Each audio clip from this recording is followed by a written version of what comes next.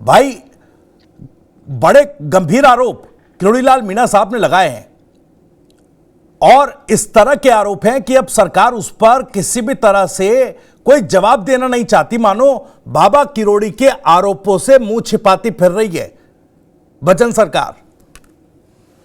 प्रायोजक हैं cancer healer centre, a new beginning.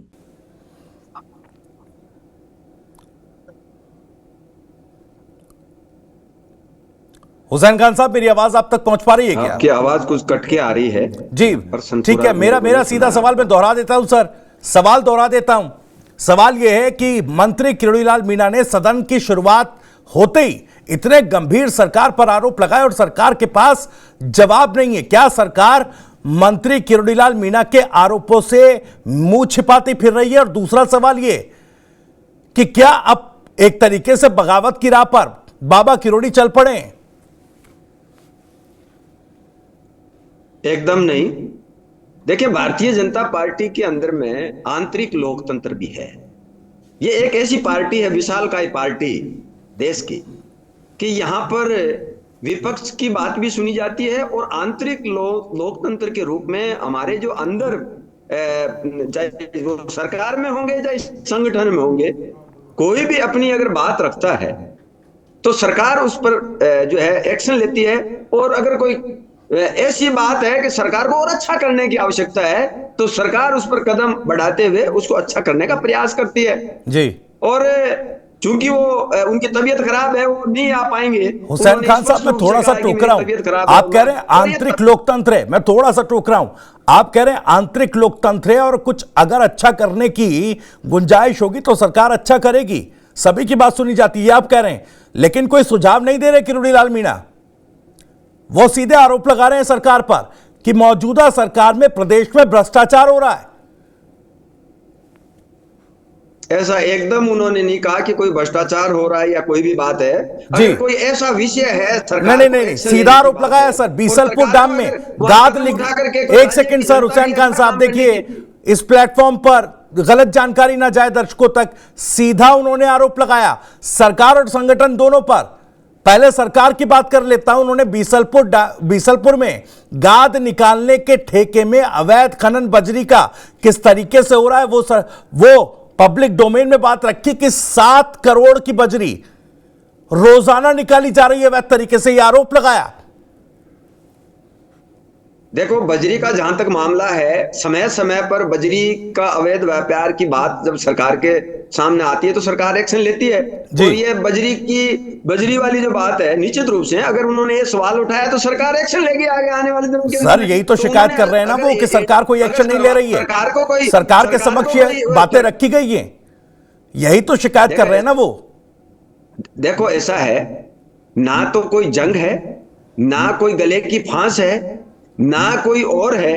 जिस तरीके से किसी बात को अलग अलग तरीके से बना करके, आर्टिफिशियल बना करके जनता के सामने पेश किया जाता है, किरोड़ी बागी हुए, गले की फांस हो गए, ये हो गए। अरे वो हमारे वरिष्ठ नेता है, समय समय पर वो सरकार को एडवाइस करते हैं कि अच्छा कैसे काम करना चाहिए, कहीं कोई गलत काम हो रहा है तो उस पर सरकार एक्शन कैसा करे। और हमने आपको कहा कि भारतीय जनता पार्टी एक ऐसी पार्टी है जो चाहे तो सरकार और चाहे संगठन हो, आंतरिक लोकतंत्र हमारे यहां पर ही है उपलब्ध। बाकी अगर ऐसी बात अगर आप कहीं करते हैं तो लोग सहन ही नहीं करते हैं कि आपने ऐसी बात क्यों कही।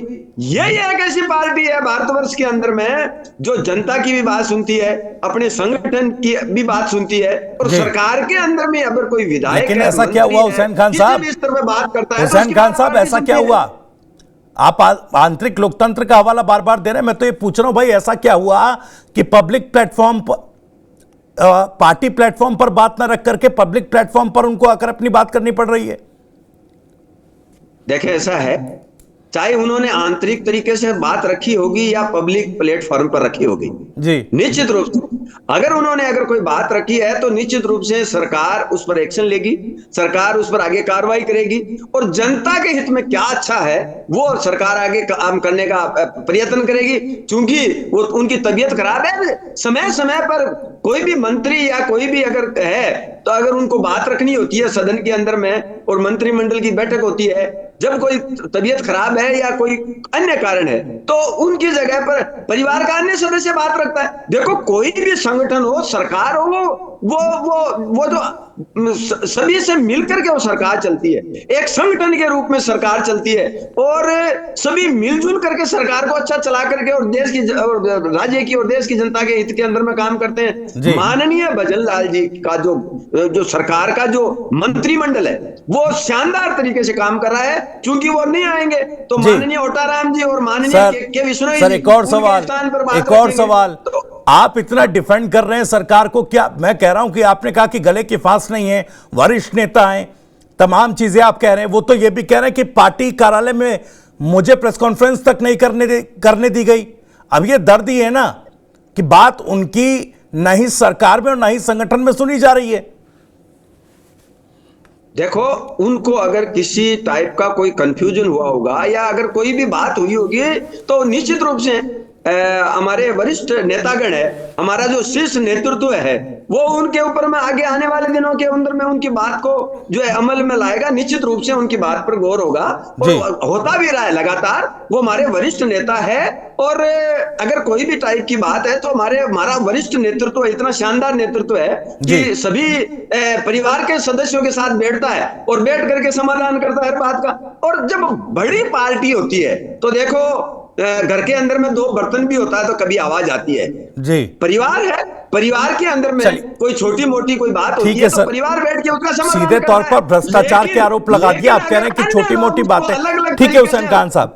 प्रायोजक हैं cancer healer centre, a new beginning.